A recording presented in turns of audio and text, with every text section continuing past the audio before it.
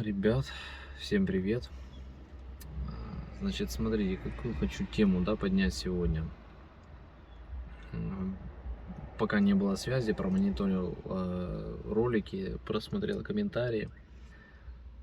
Значит, очень часто в комментариях, будем говорить так, пишут те или иные стороны, да, конфликта или те или иные стороны мнения, что авторы канала нацисты, коллаборанты, или проект ФСБ. Ну, скажем так, достаточное количество людей с разными взглядами, разными мнениями озвучивало данную позицию в комментариях. Давайте сразу разберемся, да, в понятии, то есть, что такое коллаборант, да, коллаборационизм, это когда человек начинает сотрудничать с новой властью, да, которую, по сути, никто не ставил. Ну, это так, своими словами. Нацисты у нас были в Великой Отечественной войне, да, то есть наши деды, прадеды воевали с фашистами, нацистами. Вот, и сейчас в 21 веке нацистами, я не знаю, называют, ну, в большей степени, наверное, полк Азов, а в меньшей степени, наверное, нациками называют большую часть граждан Украины. Вот, ну, проект ФСБ, я думаю, озвучивать не надо, что это такое, да, то есть это специально созданный проект, который финансируется исключительно Федеральной службой безопасности России. Вот. Ну, давайте, наверное, начнем с последнего, да. Сразу же включим мозг, подумаем, напряжем, не знаю, десяток, 20, 30 извилин, сколько у вас есть. И подумаем о том, что данный канал был создан заранее, задолго, будем говорить, ну не задолго, да, там в конце 21 года, в декабре, если не ошибаюсь, или в ноябре, вот это я не просматривал. И исключительно там публиковались видеоролики с запчастями, то есть для их рекламы. Количество подписчиков было там ничтожно маленькое, то есть этот канал создавался непосредственно для рекламы интернет-магазина. И уже когда начались, собственно, все вот эти вот события, да, с 24 февраля с утра канал тоже долгое время простаивал, потом начали появляться на нем ролики, и, собственно,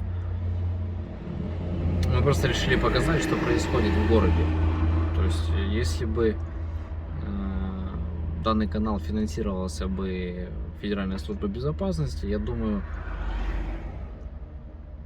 бюджет был бы побольше, да, количество подписчиков накрученных было бы очень много. То есть, я, честно говоря, не знаю, как это работает. Вот. Ну, опять же, я знаю, что сам YouTube занимается накруткой подписчиков. Вот. И рекламой твоего канала. Ну, вот, поэтому я думаю, если бы действительно было бы дополнительное финансирование, мы бы раскрутили бы канал гораздо быстрее. Вот. И сразу же сделаем небольшую, да, ремарку. Те, кто пишет, что это финансируется ФСБ, также рассказывают о том, что они знают, что происходит в городе, что они также являются горожанами данного города, что у них здесь живут родственники, я не знаю, там, кумовья, сваты, там еще кто-то.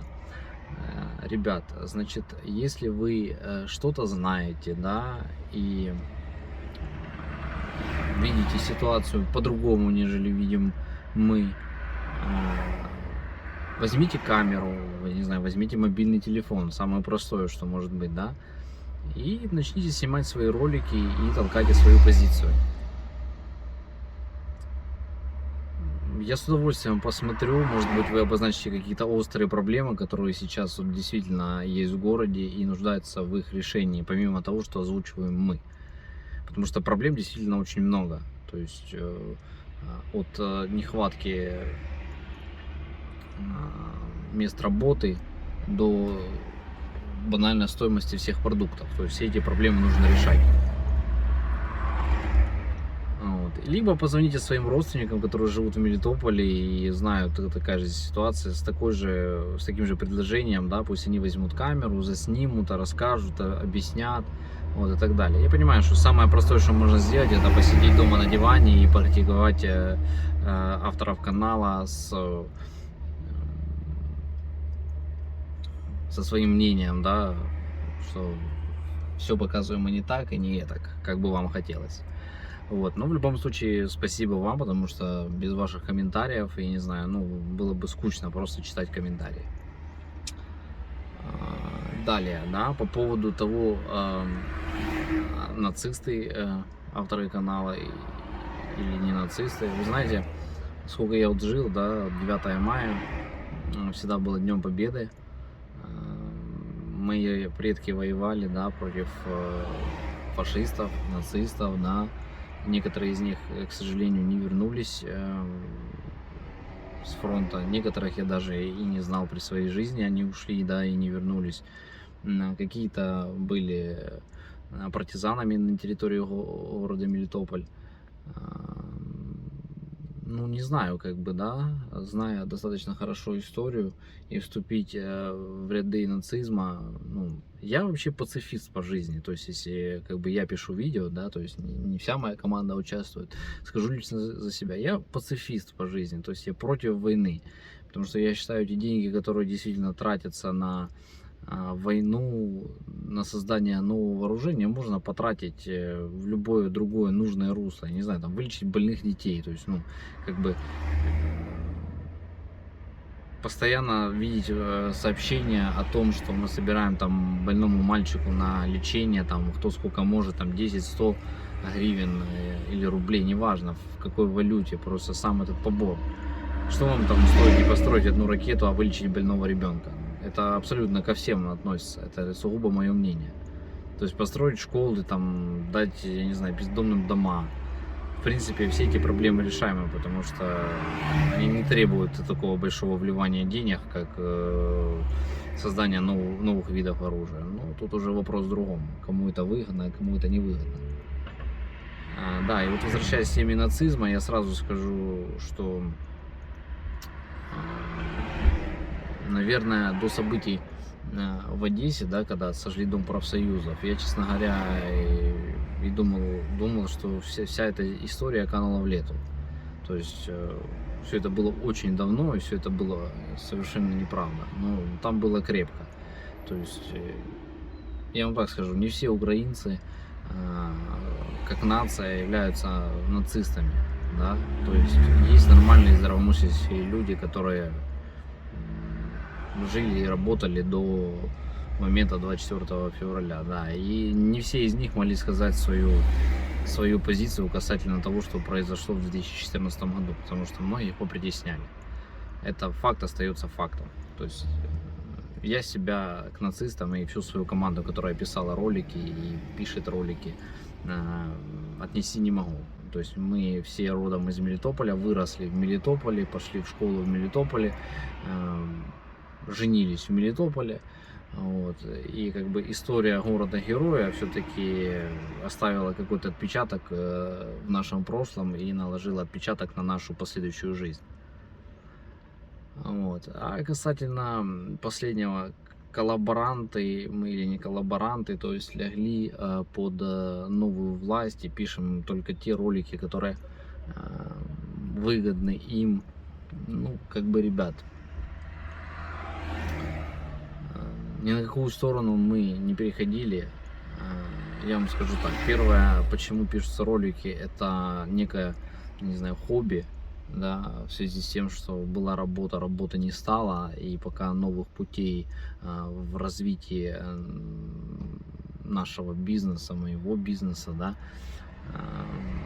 пока не видно на горизонте, просто чтобы там, не знаю, банально не сойти с ума от всего происходящего, да, не просто сидеть дома, поливать в потолок, не знаю, там ковыряться в носу или заниматься еще чем-то бесполезным. То есть решили найти для себя новую стезю, попытать, я не знаю, счастья, узнать себя в чем-то новом и так далее. Вот. А вторая причина, да, по которой снимаются ролики, это просто показать, какая ситуация на сегодняшний день находится в нашем городе. То есть мы очень, как мелитопольцы, да, счастливы и рады тому, что Мелитополь остался цел. То есть будем говорить так, что неизбежно. То есть то, что случилось, оно было неизбежно 24 числа.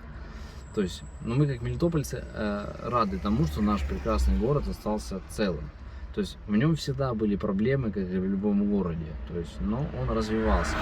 Многие скажут, вот если бы там не команда Сергея Минько и Ивана Федорова и так далее и тому подобное, город бы не развивался. Ребят, ну если вы действительно мелитопольцы, вы все прекрасно знаете, что развитие города началось с Сычева-младшего. Это мэр, который был перед Вальтером, перед Сергеем Вальтером. Вот.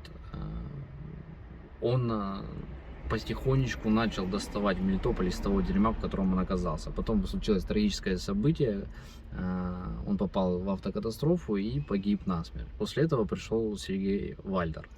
То есть, и он продолжил, будем говорить, так его делать. То есть в городе начали там ложить плитку, да, которую мы все прекрасно знаем. Была положена дорога на Объездной, которая очень долго пролежала в сравнении с тем, как дорогу делал Сергей Минько и его команда. Их дороги хватало буквально на 1,5-2 года, и селился новый асфальт. То есть осваивали бюджет очень крепко. Но сейчас не об этом. Да, потом прижали Сергея Вальтера, да, он там довели его до самоубийства, не довели до самоубийства, то есть, ну, никто не знает. Появились вот эти вот ребята и заняли его место, и как бы кто-то говорит, что он хороший человек, кто-то говорит, что он плохой человек. Да, сейчас не об этом, сейчас о том, что, то есть мы как мелитопольцы рады тому, что наш город остался целый и не пострадал в сравнении там с Мариуполем, там, с Харьковом и так далее и тому подобное. Из-за этого наш город очень сильно ненавидят. Ребят, мы, повторюсь, мелитопольцы, да, ни в чем не виноваты. То есть все случилось неожиданно. И вот, кстати, да, возвращаясь к теме, коллаборант или нет, ребят, извините, пожалуйста, но я, мягко говоря, просто охренел.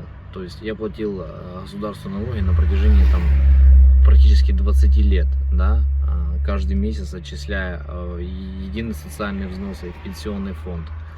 И вот, собственно, когда случилась беда, да, нам не то, что не сказали, ребят, эвакуация, да, война началась, бегите, ну, к примеру, хотя бы так, да, нас просто даже не защищали, нас просто бросили.